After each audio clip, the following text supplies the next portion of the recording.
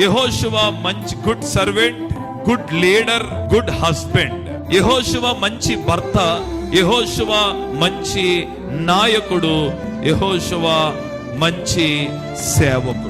ఎందుకు ఈ మాట నేను చెప్తున్నానంటే, తన కుటుంబాన్ని దేవునిలో నిలబెట్టుకున్నాడు, అలాగే దేవునికి ఇష్టమైన సేవ చేశాడు, అలాగే మంచి నాయకుడుగా ఉన్నాడు. అందుకనే ఎవరు బైబిల్లో చెప్పలేని ఒక మాట యెహోషువ చెప్తున్నాడు. ఏమనంటే, నేనే కాదు నా ఇంటి వారము కూడా యెహోవానే సేవిస్తాం. మన కుటుంబాలు ఆశీర్వదించబడతాం అంటే ఏంటి?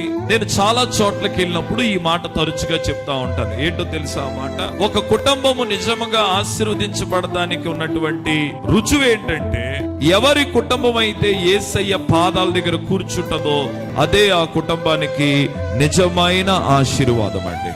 ఒక కుటుంబం దేవుని పాదాల దగ్గర కూర్చోగలిగితే ఈ భూమి మీదండి ఆ కుటుంబానికి అంతకు మించిన ఆశీర్వాదము మరొకటి అవసరం లేదు. దావీదు భక్తుడు అంటాడు కదా, నేను దేవుని దగ్గర ఒక వరం అడిగాను.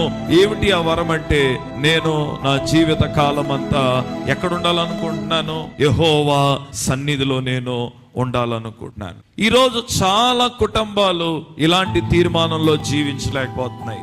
యెహోషువ రాజీ పడకుండా ఆయన తీర్మానాన్ని చెప్తున్నాడండి.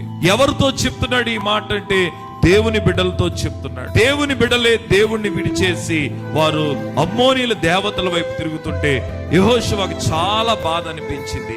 గత కాలంలో దేవుడు చేసిన కార్యాలు మీరు మర్చిపోతున్నారు. మీకు అమ్మోనీల దేవత కావాలా, యెహోవా కావాలా? నేడే మీరు కోరుకోండి.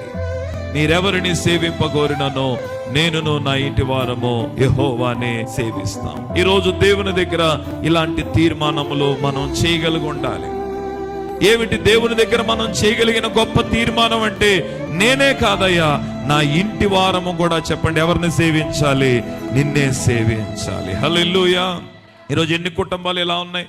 తరతరాలు దేవుణ్ణి స్తుతించే ఎలాంటి పునాదులు వేసుకుంటున్నారా? మీరు మీతో ముగించబడిపోతే చాలు అనుకుంటున్నారా? తరతరాలు దేవుణ్ణి స్తుతించగలిగేటటువంటి పునాదులు మనం వేయగలిగితేనండి, మనం ఈ లోకాన్ని వదిలేసి వెళ్ళిపోయినా మన పిల్లల పిల్లల పిల్లలు దేవుణ్ణి స్తుతిస్తారు. హల్లెలూయా. నిజంగా ఇలాంటి తీర్మానాలు మనం చెయ్యాలి.